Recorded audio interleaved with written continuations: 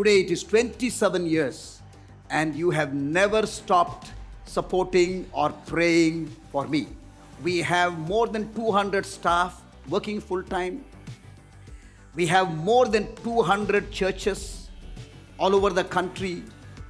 We have a vision to plant 3,000 churches in Bihar, and we have a vision to plant 500 churches in the state of Odisha.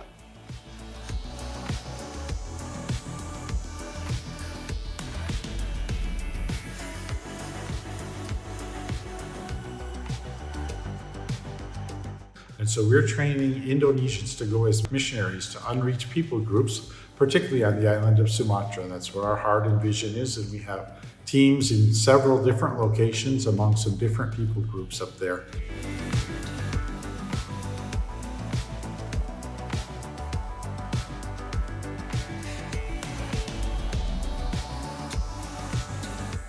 At the moment, the majority of the world are not walking into church on a Sunday morning.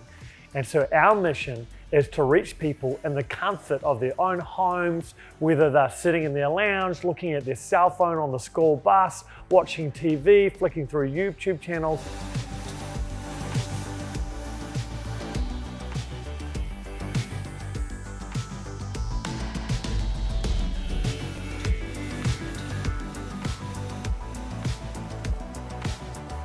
I think over the years that sense of we need to help those who have so little has kind of moved to how do we equip the church to do it, because we started to see actually we want to see the church as the center of the solution.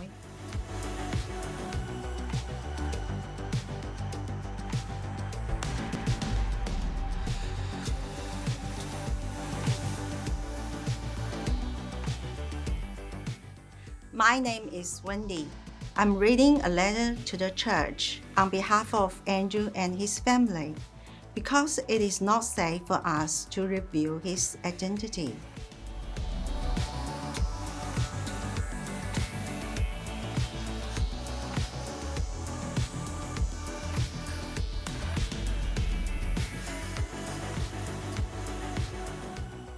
So we worked in Northeast Thailand, in the province of Khon Kaen, for 13 years, and during that time we planted 10 churches in villages, and worked in quite a few other villages that we were unable to plant a church.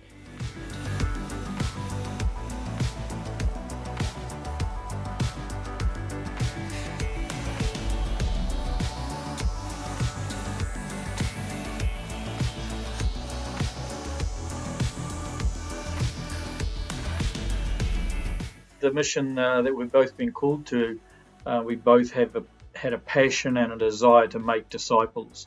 Jesus said, go and love people, love God, love people, and go and make disciples.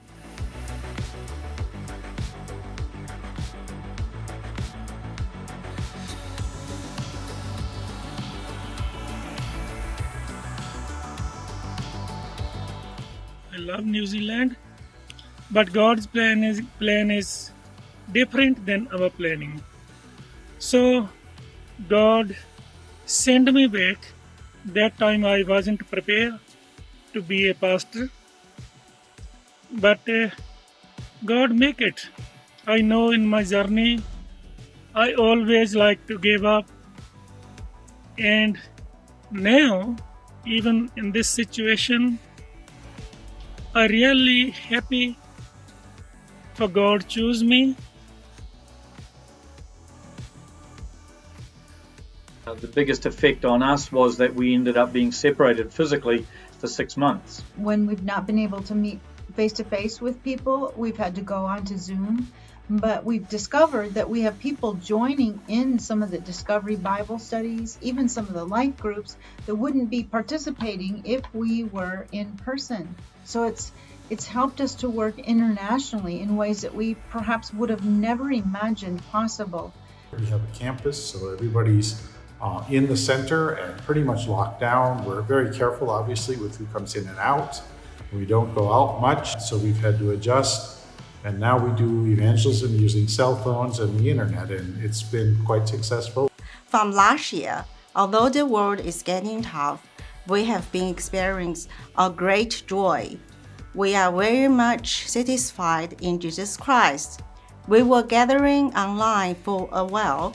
After April 2020, we can meet face to face, which is very grateful. The life groups have grown and the discipleship is our focus.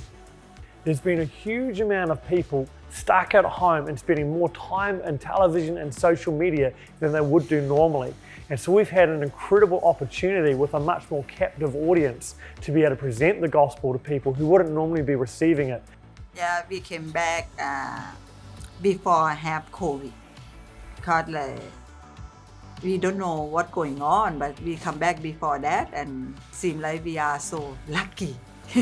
Like God help us out from the bad thing or not stop us to come back to New Zealand. We found ourselves moved to a country, and so we are temporarily live here until we were able to go back to Vietnam. But our ministry is still running and is still expanding in different ways. We're in the process of just creating heaps of materials around trauma. Obviously, just the impact of COVID on India, Nepal, many of the countries where we work, just massive loss of pastors and lives. And so the church in large part is traumatized. So it's caused us to have to kind of refocus our efforts. The media reports that you get is not really accurate. Unofficially, the grassroots data tells us that at least 1 million fresh cases every day and about 10,000 to 12,000 deaths every day. For 2 months, we were not able to give salary for our missionaries. We just lost one of our missionary to COVID. So we are praying like never before. On the other hand, we know that every obstacle has an opportunity. So we stepped into media. Every day I'm doing 2 hours of teaching, and the Tamil people from 30 countries are watching this program. We are doing relief work as much as we can for poor families, and the Lord is blessing our work. I used to have a pain at my lower back, which has resulted in my pain on my right leg, and it was very difficult to walk. I have experienced a miracle. During a discipleship course, all the members prayed for me, and God healed me completely, and I have no pain since.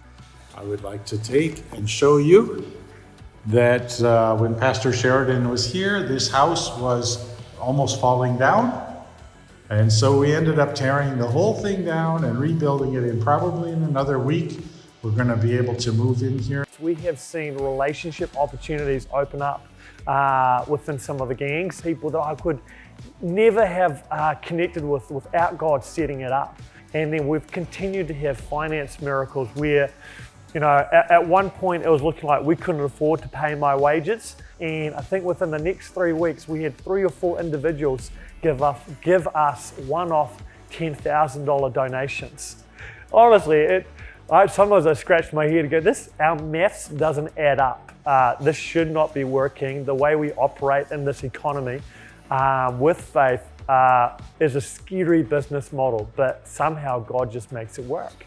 Kind of May last year, we suddenly lost all our funding as an organization. So it was a time of major prayer and fasting, but we saw God turn up in amazing ways. We had people write to us and say, God's put it on our hearts. We want to send you thousands and thousands of dollars. We had another organization that said they found us in a book. They read a book and saw us and sent us another $100,000. Like some old lady, they got pain on their leg. We just lay hand on her and just pray for her. The first time she not really know about God's power. It already like she been healed.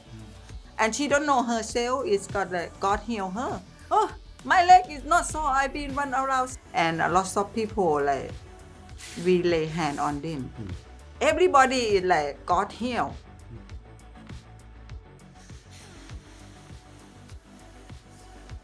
The one thing for me would be my transition into a new role with One Mission Society. I'm the director of disciple making, and it's an international role. So I just need wisdom. India is really going through battle. Even in the past, it was in the city. Now, on these days, it's in the villages. Many people affected by COVID-19, but we go through this battle, and this time we also believe we will win. God will make us hero like Moses, Joshua, and Caleb. I would say pray for more workers. The nation is ripe for harvest. People are living in all kinds of fear. In the family front, Jesse is battling with cancer, and we have done 6 rounds of chemotherapy, and still the process is on. So we are believing God for a miracle there.